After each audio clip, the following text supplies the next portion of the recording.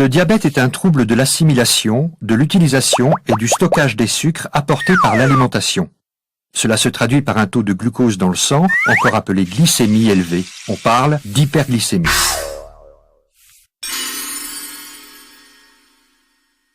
Les aliments sont composés de lipides, protides et glucides. Ce sont eux qui fournissent l'essentiel de l'énergie dont a besoin le corps pour fonctionner, qui passe dans l'intestin, puis rejoignent la circulation sanguine. Quand on mange, le taux de sucre dans le sang augmente. Les glucides sont alors transformés essentiellement en glucose. Le pancréas détecte l'augmentation de la glycémie. Les cellules bêta de celui-ci, regroupées en amas, appelées îlots de Langerhans, sécrètent de l'insuline. Celle-ci permet au glucose de pénétrer dans les cellules des muscles, des tissus adipeux, ainsi que dans le foie, où il va pouvoir être transformé et stocké. Ainsi, la glycémie peut augmenter légèrement, puis revenir à un taux normal, et le glucose être converti en réserve et en énergie. Chez les personnes atteintes de diabète, ce système ne fonctionne pas. Par un dosage de la glycémie pratiquée en laboratoire. Un diabète est avéré lorsque la glycémie à jeun est égale ou supérieure à 1,26 g par litre à 2 reprises ou à n'importe quel moment de la journée égale ou supérieure à 2 g par litre. Oui, on distingue principalement deux types de diabète. Le diabète de type 1, qui touche 10% des diabétiques, le diabète de type 2, qui en touche 85%, les autres types de diabète concernent les 5% restants.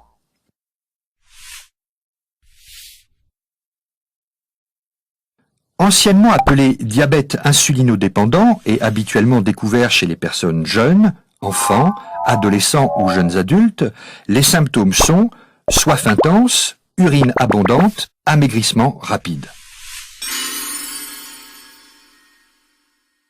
L'organisme ne reconnaît plus les cellules bêta du pancréas et les détruit. On dit que le diabète de type 1 est une maladie auto-immune. Le glucose ne pouvant entrer dans les cellules retourne dans le sang. Le taux de glucose dans celui-ci s'élève. On ignore pourquoi cette destruction des îlots de Langerhans se produit chez certains et pas chez d'autres. Il existe une prédisposition génétique, mais les autres causes sont mal connues. L'environnement pourrait avoir également un rôle. Le corps ne fabriquant plus du tout d'insuline, l'unique traitement actuel est l'apport de celle-ci, soit sous forme d'injection, avec une seringue ou un stylo, soit avec une pompe, appareil portable ou implantable, destiné à administrer l'insuline en continu. Ce diabète apparaît généralement chez les personnes de plus de 40 ans. Cependant, les premiers cas d'adolescents et de jeunes adultes touchés apparaissent en France. Le surpoids, l'obésité et le manque d'activité physique en sont la cause chez les personnes génétiquement prédisposées. Sournois et indolore, le développement du diabète de type 2 peut passer longtemps inaperçu. On estime qu'il s'écoule en moyenne 5 à 10 ans entre l'apparition des premières hyperglycémies et le diagnostic.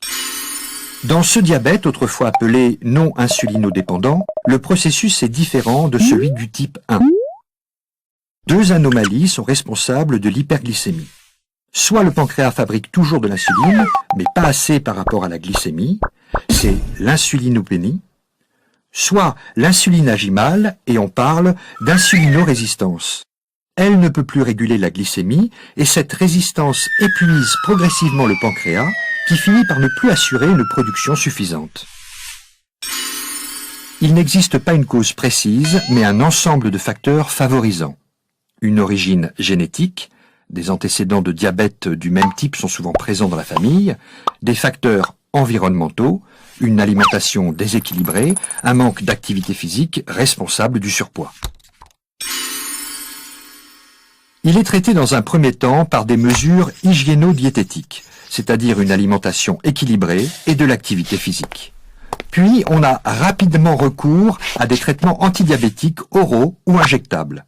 Leur efficacité n'est optimale que s'ils sont associés à une alimentation équilibrée et à une activité physique régulière. Le diabète de type 2 est une maladie évolutive. Après l'augmentation progressive des antidiabétiques, des injections d'insuline seront proposées aux patients lorsque la carence en insuline sera trop importante.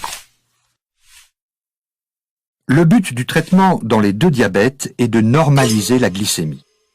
Les hyperglycémies répétées et prolongées entraînent à long terme une altération des nerfs et des vaisseaux sanguins présents dans tout le corps.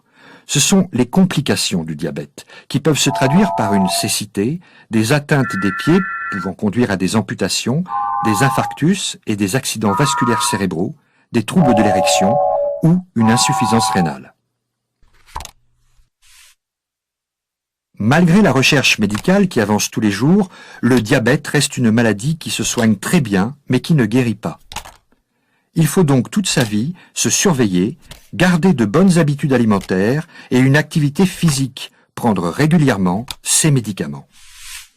Un diabétique peut donc être un malade en bonne santé. Oui à la qualité de vie.